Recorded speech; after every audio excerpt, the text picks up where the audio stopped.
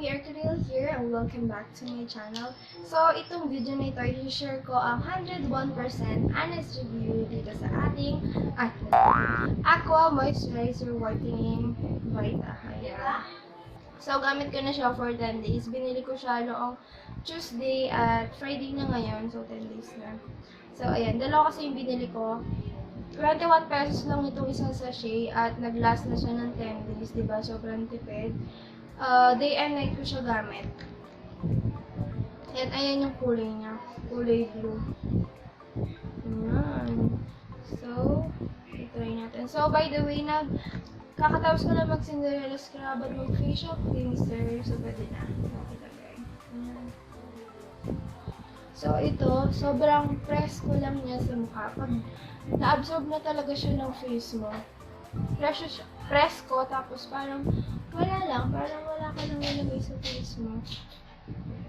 Hindi mo siya mararamdaman, yung lekat-lekat, walang ganun. So, perfect to para sa mga oily skin, gaya ko. So, na-discover ko to sa Vanity Friends by Mayor MJ. Sali kayo dun sa FB group niya. So, kasi pag may nagpaparecommend kung ano ba magandang moisturizer, ito palagi yung nare-recommend nila. So, napadaan ako sa Watson, yun, bumili ako. Doon sa first day of use ko na to, ang kwento niyan is, pumunta kami sa grocery store para mamili. So, parang minare-test ko siya kung, syempre alam ko ma-haggard ako kasi dalawang anak ko kasama ko mag-grocery. Sobrang likit nila. Napansin ko, nag-glow pa rin yung face ko kahit pagod na pinapawisan ako at pagod na pagod.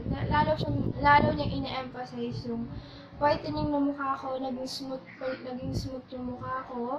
Hindi siya yung lekat-lekat kahit nagpawis ako. Kaya lang, nagkatagyawat ako, mga mams, mga besh, may 4 na lumitaw na pimples. Sobrang, medyo na-stress ako eh.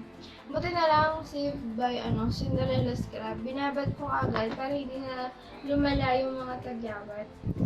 So, sabi ko sa sarili ko, buti na lang hindi ko binili yung tube kako. Kung hindi, nasayang yung pera ko.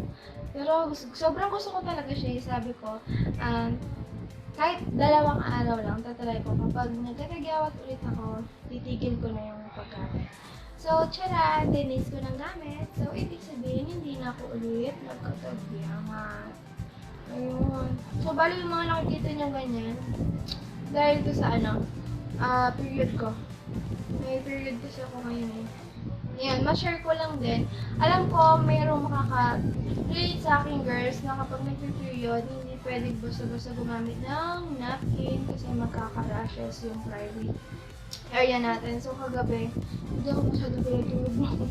Sobrang kate dahil no choice kasi ako. Biglaan yung pagdating ng period ko. Ayun lang available na napkin sa tindahan. Wala akong stock. Hindi ko naman kasi expect na darating agad. So, ginawa ko, binabad ko siya mga 2 minutes lang. Boom, ayun. Kahit po nawala na yung pangangate, sobrang thankful ko na yung Cinderella scrub. Yun, ma-share ko lang. So, kung i-rate ko siya ng 1 out of 5, i-rate ko siya ng 4.5. Yung 0.5 kasi, yun yan, pinastress niya ako ng isang araw dahil nagka-4 na tagyawat ako. Pero love na love ko na siya ngayon, so planning to buy the tube. Ngayon nasa naka-tube natin, hindi na ganito. At sobrang tipid niya guys, 10 days, tapos 21 pesos lang, gamit mo na siya. So ayun, ang nakalagay dito is, deeply hydrates with non-greasy formula. Tapos yung benefits niya ay, contains natural active ingredients that effectively help prevent premature aging, protect skin from cellular damage, hydrate and maintain firmness of skin. Yun. Kaya pala sobrang ganda niya. It leaves a cool, oil-free, and refreshing feeling on your skin after application. Ito guys, talagang totoo yung nakasulat dito. Sabi ko sa inyo, diba, it leaves a cool and oil-free. Nung press ko lang yung dating niya, Hindi katulad ng iba na like katulad kapag pinag-uusapan. So, ayun guys. So lang po yung review ko sa ating Aqua Moisturizer. Aqua Moisturizer Whitening Vita. So, sana nakatulong ko sa inyo sa paghahanap ng perfect na moisturizer para sa inyo. So, ayun guys, please don't forget to subscribe, like, and share. Please press the tiny bell so you'll get notified every time na magpo-post ako ng video.